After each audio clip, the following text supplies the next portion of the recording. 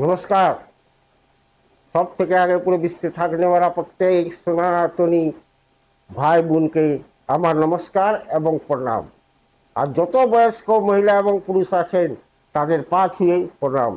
আমি আজকে বার্তায় বলতে চাই আপনাদিকে, এই কংগ্রেসের অ্যাকচুয়াল চার চরিত্র আছে অ্যাকচুয়ালি কি। এই যখন নেহেরু ভারতের প্রথম প্রধানমন্ত্রী হলো, তখন হওয়া মাত্রই ও দেশকে দুভাগে বিভক্ত করলো। জিন্নাও চাইছিল আমি প্রধানমন্ত্রী হোক, ইও চাইছিল আমি প্রধানমন্ত্রী হই। আর ওইদিকে আমাদের গান্ধীজি চাইছিলেন কি না, বাটোয়ারা করো না, কিন্তু বাটোয়ারা করেই দিল। আর যখন 14 তারিখে পুরা দেশের মধ্যে রক্তের গঙ্গা বইছিল, এত মার কাট, এত হত্যা রেপ, তখন এই নেহেরু নিজের গার্লফ্রেন্ড, বিদেশি শাসনের এক অফিসার যে এর গার্লফ্রেন্ড ছিল, ওর সঙ্গে ফিল্ম দেখছে। আপনি কোথাও থেকে বার করে দেখে নেবেন, আমি একদম স্টাডি করে বলছি। এই দেশের প্রতি সংবেদনশীলতা ছিল এই নেহেরু। আর তারপরে ইন্দিরা গান্ধী, ওরাও 75-এ এমার্জেন্সি, তারপরে রাহুল গান্ধী, সব পিছনে চাল ছিল। যেমনি স্বাধীনতা হলো, তারপরে ডিপ স্টেট নিয়ে নিল চার্জে ভারতের। ডিপ স্টেট চার্জ নিয়ে এখানে তখন সোনিয়া গান্ধী লন্ডনের কোনো একটা বারে বার গার্ল ছিলেন, উনাকে লাগানো হলো এই রাজীব গান্ধীকে লাভ जिहाद में फंसाकर আর নিজের টাকার করার।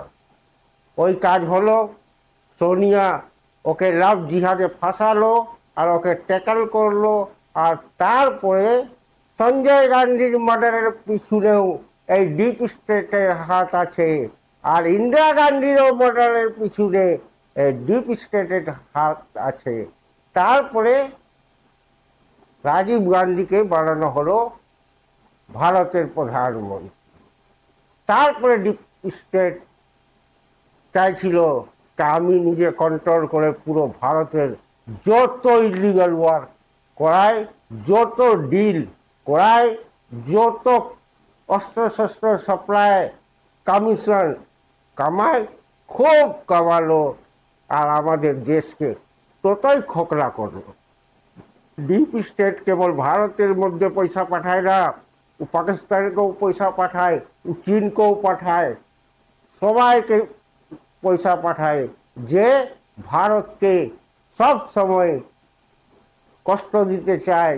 ভারতকে উন্নতি যার থেকে দেখা যায় না, ওই সব অর্গানাইজেশনকেও পয়সা দেয়, আর সব ইন্টারকানেক্টেড থাকে। এখন যে এত বড় ইনসিডেন্ট হলো, ওর মধ্যেও ডিপ স্টেটের পয়সা লাগা আছে, যে ভারতের 60টি সিটিতে বম বিস্ফোট করার সাজিশ রচেছিল এবং 14টা স্টেটকে ওরা ইনভলভ করেছিল। কিন্তু মোদি শাহ যতক্ষণ আছেন, ভারতের একটি বার বিগাড়তে পারে না এই জিহাদিগুলা। বড় বড় জিহাদি এলো দেশে, মুঘল এলো, अंग्रेज এলো, পর্তুগিজ এলো, তৈমুর লং এলো, কেউ কিছু বিগাড়তে পারলো না। কিছু লুটে গেল। যা লুটে গেলে ভারতের কোনো কিছু কম হতে হবে না। কেবলমাত্র ভারতে একটা সনাতনী প্রধানমন্ত্রীর দরকার ছিল। আর আমার মনে হয় কি 2014-তেই ভারত অ্যাকচুয়াল স্বাধীন হয়েছে। আর এই স্বাধীনতার জন্যই ভারত এইবার 2010-এ এরা এফআরসিআর কানুন এনেছিল দেশকে আরো খোকলা করার জন্য।